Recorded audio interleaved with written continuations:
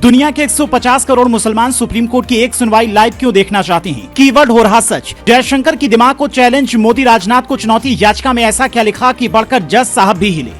Israel और UN का नाम लेकर भारत की अर्थव्यवस्था कमजोर करने की साजिश या दोस्तों में हो गया ब्लंडर। दुनिया के 150 करोड़ मुसलमान जिन्हें इजराइल की धरती पर फिलिस्तीन का झंडा चाहिए, जिन्हें गाजा में गिराई जा रही मस्जिदों का बदला चाहिए, जिन्हें दुनिया के नक्शे पर इजराइल का नामो निशान नहीं चाहिए, वो हिंदुस्तान की सुप्रीम कोर्ट की एक सुनवाई लाइव क्यों देखना चाहेंगे? दुनिया के तमाम मुल्कों में सुप्रीम कोर्ट का कीवर्ड क्यों ट्रेंड में है? आखिर हिंदुस्तान की अदालत को ऐसा कौन सा फैसला करना है जिसने सबको हिलाकर रख दिया है? ये जानना बेहद जरूरी है। पूरी कहानी शुरू होती है एक याचिका से, जिस पर सुनवाई की तारीख हो सकती है 9 सितंबर। उस याचिका में लिखा है, मिलॉर्ड, इजराइल को हथियार देकर मोदी सरकार बहुत बड़ी गलती कर रही है। रक्षा मंत्रालय को तुरंत प्रभाव से रोकना होगा। ये संयुक्त राष्ट्र के चार्टर का उल्लंघन है। ये मानवाधिकार के खिलाफ है, क्योंकि नियम के मुताबिक भारत किसी भी युद्ध अपराध के दोषी देश को सैन्य हथियार नहीं दे सकता है। इसलिए प्राइवेट या सरकारी जो भी कंपनियां इजराइल को ये उपलब्ध करवा रही हैं, उन पर रोक लगाई जाए। याचिका दाखिल करने वालों में प्रशांत भूषण के अलावा कई पूर्व राजनयिक और बड़े दिग्गज हैं, जिन्हें राष्ट्र हित से ज्यादा दुनिया के नियम कानून की चिंता होती है। अब इस बात पर फैसला अदालत को करना है,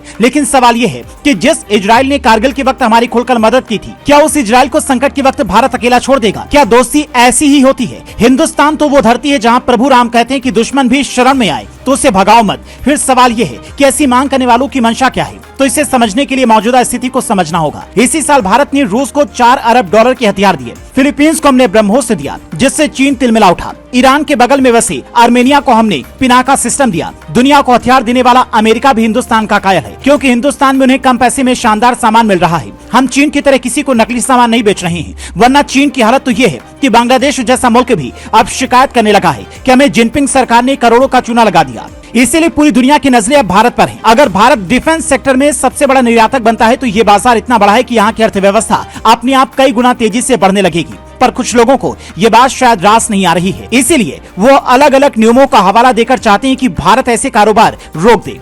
पर सवाल इस बात का है कि यूएन के उस चार्टर से अगर भारत बंधा है, तो फिर अमेरिका भी तो उसी नियम के अधीन आएगा। फिर अमेरिका यूक्रेन को कैसे सामान दे सकता है? ऐसे ही सवाल जब जयशंकर अपनी कूटनीतिक दिमाग से पूछते हैं, तो दुनिया के बड़े बड़े देश हिल जाते हैं, क्योंकि जयशंकर खुलकर ये कहते हैं कि हम अपनी नीति खुद तय करेंगे। ये पहले वाला भारत नहीं है। ऐसे में सुप्रीम कोर्ट में केंद्र सरकार की ओर से पेश होने वाली वकीलों की फौज इस याचिका पर क्या जवाब देती है? सुप्रीम कोर्ट के जज इस पर क्या कहते हैं? इस पर सभी की निगाहें होंगी, क्योंकि ये मसला सिर्फ बिजनेस का नहीं, बल्कि भारत की नई वैश्विक नीति और दोस्ती का भी है।